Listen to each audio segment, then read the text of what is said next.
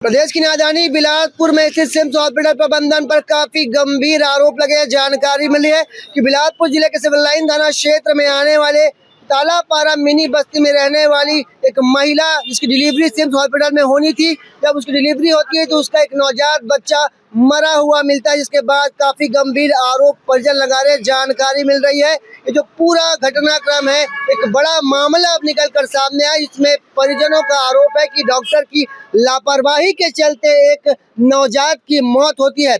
परिजनों का यह भी आरोप है कि जांच के दौरान जो नवजात था वो पूरी तरह से स्वस्थ था, पर डिलीवरी के बाद आखिर उसकी मौत कैसे हो गई। उनका परिजन का यह भी आरोप लगाया जा रहा है कि उनका कहना है कि डॉक्टर उनके साथ बदसलूकी की, इसके साथ ही इलाज में बड़ी लापरवाही का यहाँ पे आरोप लग रहा है। इस पूरे मामले में देखना होगा कि आखिर दोषी कौन है और किसकी गलती के कारण एक नवजात दुनिया में आने के बाद उसकी सांसें थम जाती है। आखिर इसका गुनहगार कौन है। एक माँ से उसका बच्चा छीन लिया गया है। एक बेहद ही गंभीर मामला प्रदेश की राजधानी से निकल कर सामने आया है। कैमरामैन मोहन सिंह के साथ जिया खान, सिटी भास्कर।